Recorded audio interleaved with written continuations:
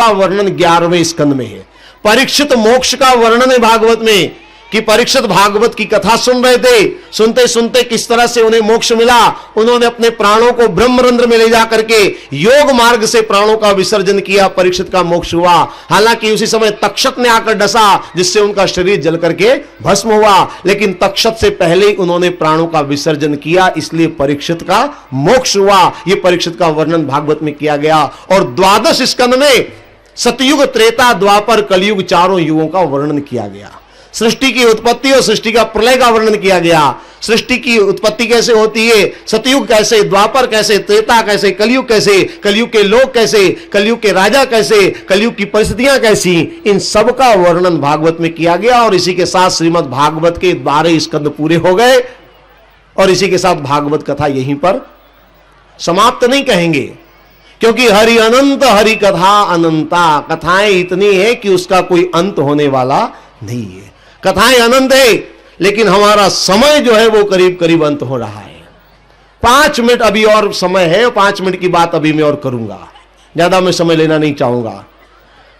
और ये 5 मिनट बहुत जरूरी मैं मानता हूं, इसलिए मैंने एक संकेत आपको कल दिया था कि इन 8-9 दिनों में भागवत की जितनी बातें हम कर पाए और जितनी हम नहीं कर पाए, कुछ लोग प्रतिदिन आकर के सुनते थे, कुछ लोग प्रतिदिन नहीं सुन पाते थे, तो अंत में यह जरूरी होता है कि हम संपूर्ण ग्रंथ का सार तत्व क्या है, आखिरी निचोड़ क्या है भागवत का, जो हम साथ ले जा सकें, जिसको हम स्मरण कर सकें।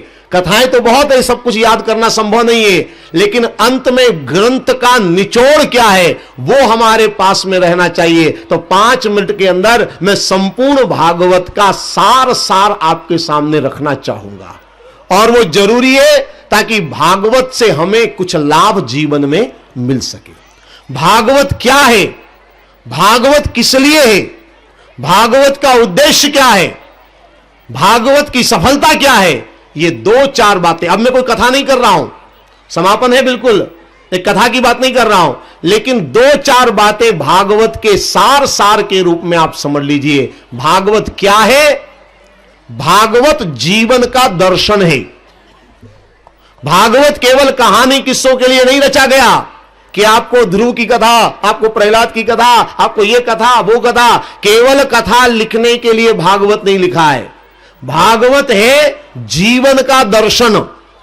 भागवत समझ लीजिए दर्पण की तरह से, जिस तरह दर्पण में आपको अपना चेहरा दिखता है, कहां काला है कहां पर दाग है आपको नजर आता है, इसी तरह से भागवत रूपी दर्पण में आप अपने आप को पहचाने, आपके अंदर क्या अच्छाइयां हैं क्या बुराइयां हैं, इसको जरा देखें और अपनी बुराइयां दूर करें, अपने अवगुणों को दूर करें और अपने जीवन को पावन बनाए। तो भागवत जीवन का दर्पण है, भागवत जीवन दर्शन है। और यही भारतीय दर्शन है। भारतीय दर्शन का मतलब है स्वयं को जानना, और भागवत का उद्देश्य है स्वयं को जानना। तो भागवत है स्वयं को जानने के लिए। भागवत में क्या है मैं आपको बता दूं। भागवत में है कि हम अपने लौकिक जीवन को सुंदर बनाते हुए अपना आत्म कल्याण कैसे करें। याद रखिए, भागवत केवल मोक्ष की बात नहीं करता है, केवल आत्मा परमात्मा की बात नहीं कर रहा है। भागवत कहता है आपका सांसारिक जीवन, आपका पारिवारिक जीवन भी अच्छा होना चाहिए, आपका जीवन सुखमय होना चाहिए। मैंने एक दिन अर्थ धर्म काम मोक्ष की बात करी थी, यानी आप इस लोक की जीवन को भी सुंदर बनाएं, आपका यह जीवन भी सुखमय हो और उसके साथ आप अपने जीवन का आत्म कल्याण भी करें। तो भागवत इसलिए है कि आप अपने लौकिक जीवन को सुंदर बनाएं, उसके लिए आपके कर्म अच्छे होने चाहिए। इसलिए भागवत के अनेक कथाएं केवल यह बताती हैं कि हमारा आचरण अच्छा जब तक नहीं होगा तब तक हमारा जीवन सफल होने वाला नहीं है। भागवत की बातें सुनने से, भगवान की कथाएं सुनने से काम नहीं चलेगा। अपना आचरण देखना होगा, अपने आचरण को बदलना होगा, अपने आचरण में पवित्रता लानी होगी। हम अपने जीवन में परोपकार की भावना रखें। स्वार्थमय जीवन से कभी जीवन सफल होने वाला नहीं है। हमारे जीवन में परमार्थ का भाव, परोपकार का भाव होना चाहिए। इसलिए मैं एक बात कहा करता हूं कि आप ऐसे कर्म करें जिससे कि दूसरों को भी सुख मिले। और इसके साथ मैं यह भी कहता हूं कि आप अगर दूसरों को सुखी न कर सके तो कोई बात नहीं, पर कम से कम इतना तो जरूर संकल्प लेकर जाएं कि हमारे कर्म से किसी को दुख न पहुंचे। अगर इतना भी हमने कर लिया तो भागवत सुनना हमारा सार्थक हो जाएगा, भागवत का आयोजन सफल हो जाएगा। हम एक बात का स्मरण रखें कि हमारे किसी कार्य से, हमारे किसी व्यवहार से किसी के सम्मान को ठेस नहीं पहुंचे, किसी को दुख ना पहुंचे, किसी को हानि ना हो। अगर इतना भी संकल्प है तो यह बहुत भागवत की सफलता है। तो भागवत इसलिए है कि हम अपने कर्म, अपने आचरण को पवित्र बनाएं। भागवत परोपकारी जीवन को जीने की सलाह देता है, उपदेश देता है। भागवत का ज्ञान क्या है, मैं एक उदाहरण देकर चलूं, 2 मिनट की बात। आपने पेड़ देखा है ना, पेड़ को तो आप अच्छी तरह जानते हैं। भागवत का सारा सार तत्व अगर देखना चाहे मूर्त रूप में तो पेड़ में आप देख सकते हैं। ये बहुत महत्वपूर्ण बात है, इसलिए भारतीय संस्कृति ने पेड़ की पूजा प्रारंभ से करी है, क्योंकि पेड़ में सारे शास्त्र हैं, शास्त्रों का ज्ञान है। जिस तरह से पेड़ स्वयं धूप में रहता है और अपने नीचे आने वाले राहगीर को छाया प्रदान करता है, इसी तरह से भागवत कहता है कि आप स्वयं चाहे कष्ट उठाएं लेकिन अपने शरण में आने वाले, अपने संपर्क में आने वाले को शीतल छाया जरूर प्रदान करें। यह पेड़ आपको सिखाता है, यह भागवत आपको सिखा रही है। और एक बात पेड़ से आपको बता दूं, जिस तरह से आपने देखा होगा कि पेड़ जितना ऊपर फैलता है उतनी उसकी जड़ें भी नीचे गहरी होती है, और अगर जड़ें गहरी नहीं हुई तो वो पेड़ कभी टिकने वाला नहीं। भागवत का संदेश क्या है, याद रखिए, भागवत कहता है आप ऊपर अपना भौतिक विकास जरूर करें। भागवत उसके लिए मना नहीं करता है। आपके पास एक कार है तो 2 कार हो, एक बंगला है तो 2 बंगले हो, आपके पास सुख सुविधा के सारे साधन हो, ऊपर आप फले फूले, ऊपर आपका भौतिक विकास बहुत हो, पर याद रखिए जितना ऊपर आप भौतिक विकास करें उतनी ही आपकी अध्यात्म की जड़ें भी गहरी होनी चाहिए। अगर आपकी अध्यात्म की जड़ें नहीं है तो ऊपर का भौतिक विकास खोखला होगा और उससे कभी जीवन में शांति आने वाली नहीं है। और भीतर की जड़ें श्रद्धा और विश्वास से मजबूत होती है। तो आप भौतिकता में रमिए, आप दुनिया के हर काम में लगिए, लेकिन अंदर से ईश्वर के प्रति श्रद्धा और विश्वास बनाए रखें, आस्था ईश्वर के प्रति बनाए रखें। वही आपकी पूजा है, वही सबसे बड़ा मानव धर्म है, वही हमारी भारतीय संस्कृति है। यह भागवत हमें संदेशा देता है। बातें बहुत सारी हैं लेकिन समय हो रहा है, थोड़ी बातें कल और करेंगे, अभी कल का समय और है। गीता की बात हम कल करेंगे। भागवत आज संपूर्ण हो रहा है लेकिन कार्यक्रम कल तक है। कल प्रातःकाल गीता की बात हम करेंगे। 1 मिनट का समय और मिलूंगा। अंत में आप सभी लोगों को हृदय से बहुत बहुत धन्यवाद देना चाहूंगा। आप लोगों ने इतने धैर्य के साथ, प्रेम के साथ, शांति के साथ इतनी बड़ी संख्या में आकर के इस बालक को सुना, उसके लिए आप सभी सज्जनों का, माताओं का, बहनों का, बच्चों का, सभी का हृदय से बहुत बहुत आभारी हूं। वैसे धन्यवाद अंतिम दिवस दिया जाता है और अंतिम दिवस कल है, तो आपको लग रहा होगा कि मैं आज ये क्यों कर रहा हूं, लेकिन बात दरअसल ये है, मैं ऐसा सोचता हूं कि हो सकता है जो आज पहुंचाओ वो कल न पहुंच पाए, तो मैं आज तो दे तू, कम से कम मैं वंचित न रहूं। कल अगर आप आएंगे तो कल के लिए मैंने रखा है अलग से, कल का खास है वो तो अलग रख रखा है मैंने। और संध्याकालीन सत्र अंतिम है, कल संध्याकालीन सत्र नहीं है, कल प्रातःकाल एक सत्र है, इसलिए आज तो मैं धन्यवाद दे ही दूं, कल आएंगे तो कल और। इसलिए अंत में फिर से सभी श्रोता बंधुओं का, माताओं का, बहनों का, सबका हृदय से धन्यवाद। आयोजक परिवार का भी हृदय से मैं बहुत बहुत धन्यवाद देना चाहूंगा। हमारे आदरणीय श्री रामदीन जी का, पुनीत राम जी का, हमारे श्रद्धेय श्री वकील साहब का, त्रिभुवन जी का, हमारे एच एल साहू जी का, बीओ साहब का, और रामाधार जी का, हीरालाल जी का, मोतीलाल जी का, सभी का आभारी हूँ। विशेष रूप से हमारे आदरणीय श्री विधायक जी चंदूलाल जी साहू जी का मैं हृदय से बहुत आभारी हूँ, जो इतने व्यस्ततम सामाजिक राजनीतिक जीवन के होते हुए भी उन्होंने इस धार्मिक आयोजन को, परिवार के आयोजन को, अपना आयोजन को इस तरह से उन्होंने दिया समय और ये कार्यक्रम उन्होंने संभाला, इसके लिए उनका हृदय से मैं बहुत आभारी हूं, सभी परिवार का, और साथ साथ में उनके साथ पूरे गांव के लोग जितनी तल्लीनता के साथ इस कार्यक्रम में लगे रहे। मेरी मुश्किल ये है कि जितने नाम छपे थे मैं उतने ही जानता हूं, आगे पीछे मैं कुछ नहीं जानता हूं। तो जिनके नाम मैं नहीं ले पा रहा हूं, परिवार में भी बहुत ऐसे हैं जो खास हैं, जिनका योगदान खास है, जिनकी भूमिका भी बहुत है, पर मैं नाम नहीं जानता, तो जिनके नाम में नहीं ले रहा हूं उनको डबल धन्यवाद, हिसाब बराबर हो जाएगा।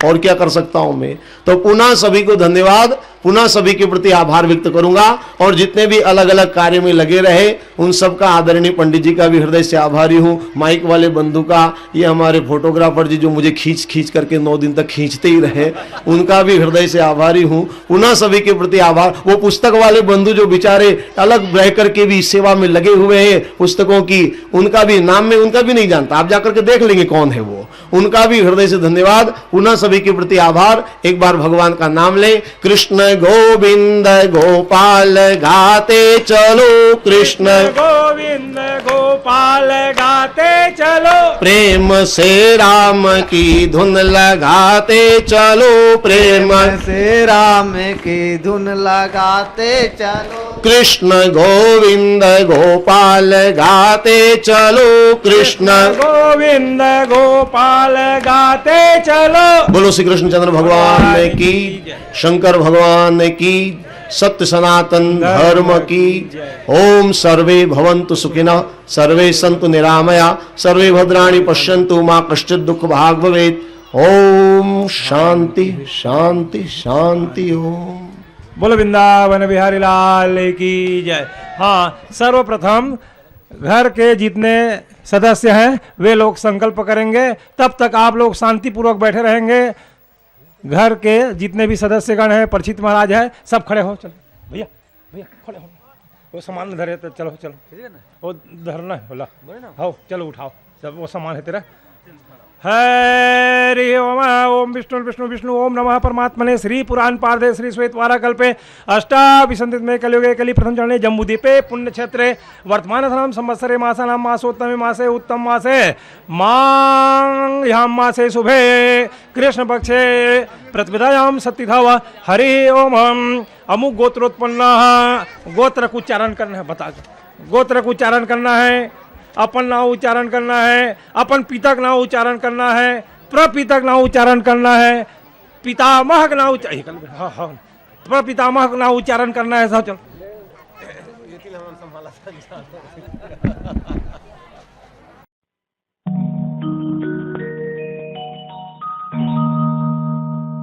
कृष्ण गोविंद गोपाल गाते चलो, कृष्ण गोविंद गोपाल गाते चलो, प्रेम से राम की धुन लगाते चलो, प्रेम से राम की धुन लगाते चलो, कृष्ण गोविंद गोपाल गाते चलो, कृष्ण गोविंद गोपाल गाते चलो।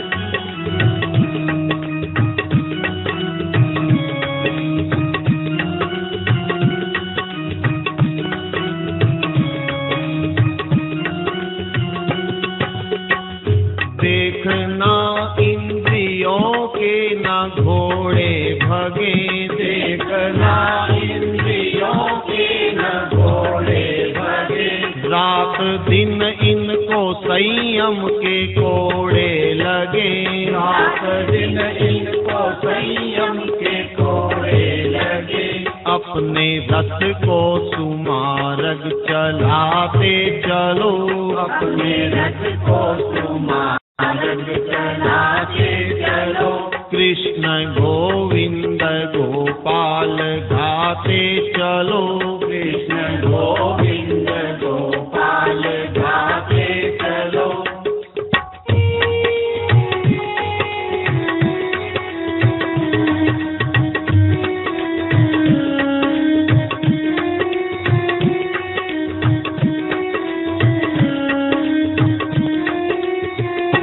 नाम जप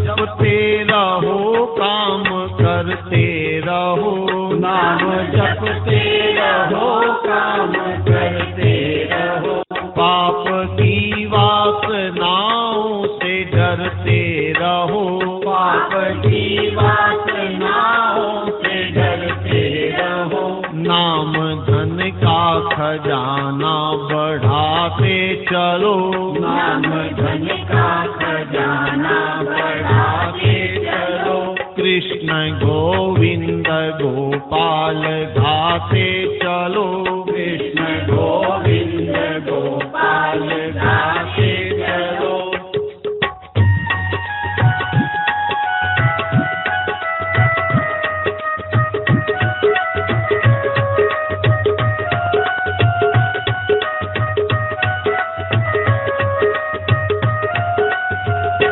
प्राण जाए मगर नाम भूलो नहीं, प्राण जाए मगर नाम भूलो नहीं, दुख में तड़पो नहीं सुख में फूलो नहीं, दुख में तड़पो नहीं सुख में फूलो नहीं, प्रेम भक्ति के आंसू बहाते चलो, प्रेम भक्ति।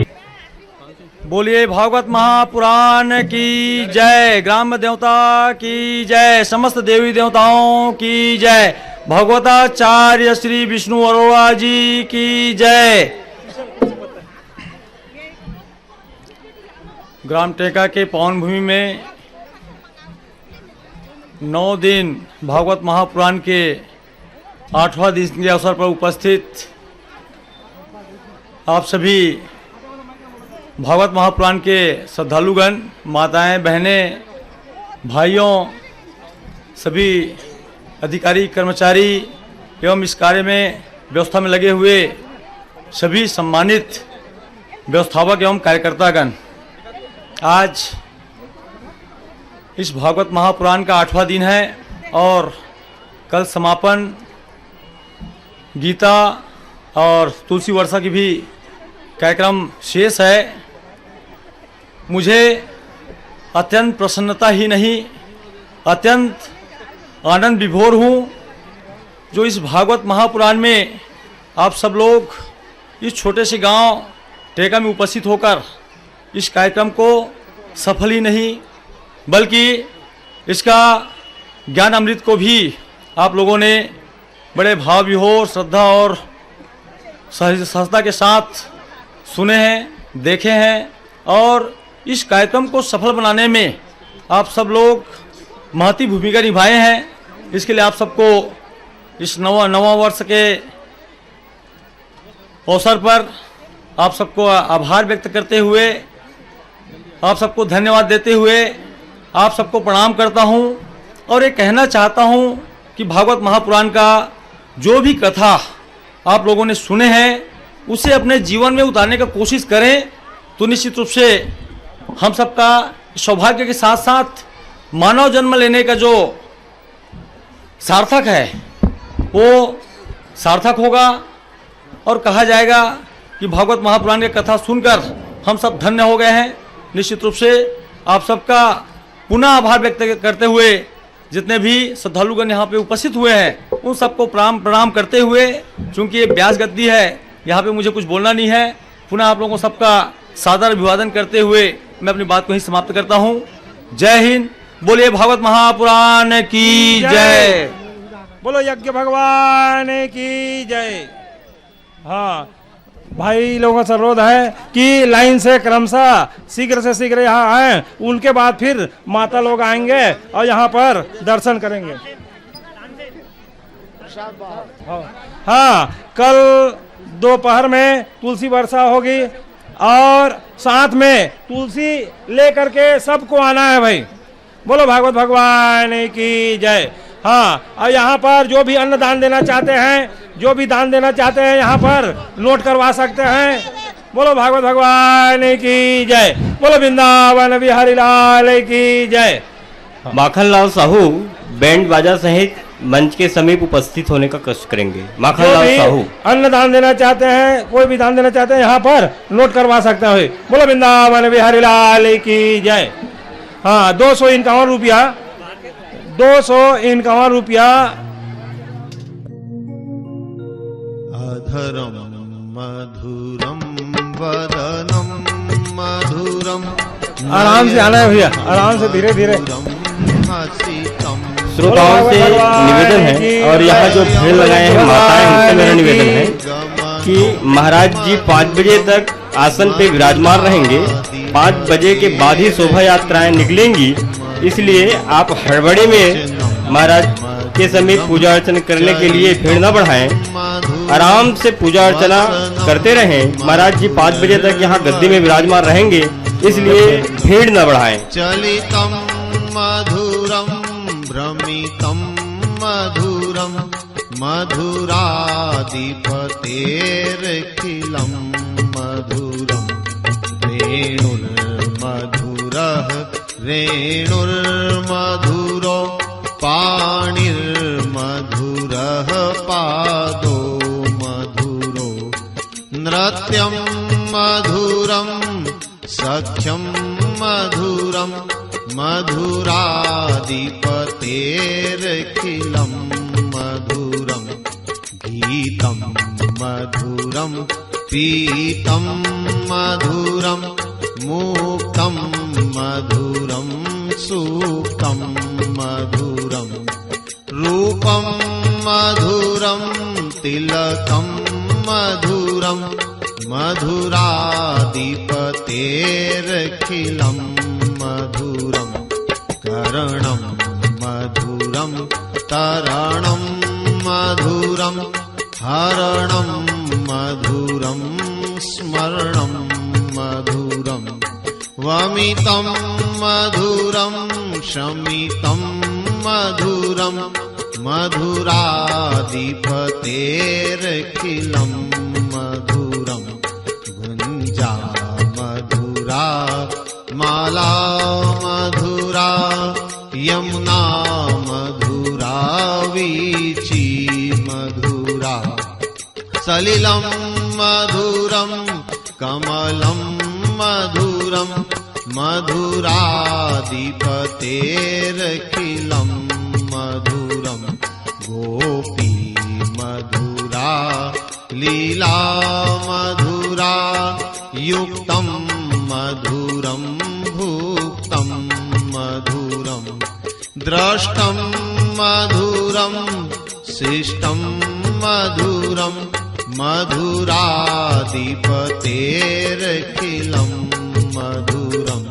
गोपा मधुरा गाओ मधुरा यष्टिर्मधुरा षष्टिर्मधुरा।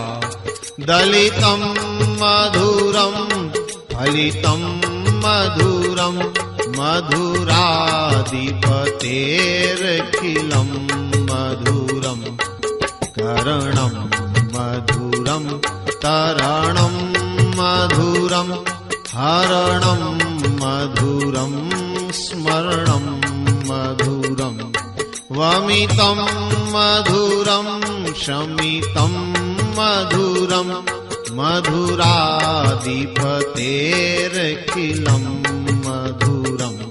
गुञ्जा मधुरा माला मधुरा यमुना मधुरा वीची मधुरा। सलिलं मधुरं कमलं मधुरं मधुराधिपतेर्खिलं मधुरं। गोपी मधुरा लीला मधुरा युक्तं मधुरं भुक्तं मधुरं। द्रष्टं मधुरं शिष्टं मधुरं मधुराधिपतेर्खिलं मधुरं। गोपा मधुरा गाओ मधुरा यष्टिर्मधुरा षष्टिर्मधुरा।